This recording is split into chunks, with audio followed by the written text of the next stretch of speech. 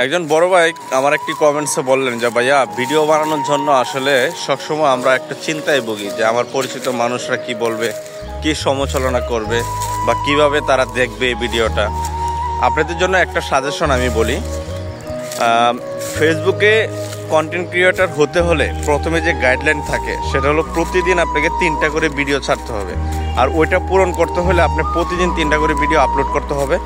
তাহলে 3টা করে আপলোড যখন করবেন তখন আপনার পরিচিত মানুষেরা আপনার ভিডিও দেখে সমালোচনা করবে এবং বিরক্ত হবে, এটাই কিন্তু স্বাভাবিক। এই জন্য আপনি কি করবেন, এই জন্য আপনাকে বলবো আপনি একটা পেজ খুলে ভিডিও ছাড়ুন। আর পেজে চিন্তা করবেন যেন পরিচিত মানুষ খুব কম থাকে, তাহলে আপনি দ্রুত সফল হতে পারবেন। কারণ অপরিচিত মানুষ আপনার সমালোচনা করবে না, আপনার কোয়ালিটি অনুযায়ী আপনাকে মূল্যায়ন করবে। আর এতে আপনি খুব দ্রুত সফলতা হতে পারবেন ফেসবুকে সফল হওয়ার জন্য যারা আপনাকে প্রথমে সমালোচনা করবে, একদিন সফল হলে তারাই আপনাকে নিয়ে গর্ব করবে, আপনাকে নিয়ে স্ট্যাটাস দিবে যে আমার পরিচিত ওই ভাইটি আজ ফেসবুক থেকে টাকা কামাচ্ছে।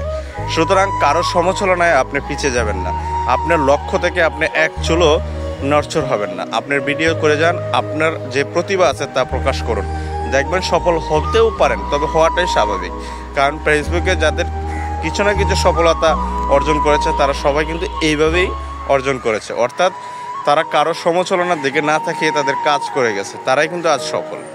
ধন্যবাদ সবাইকে।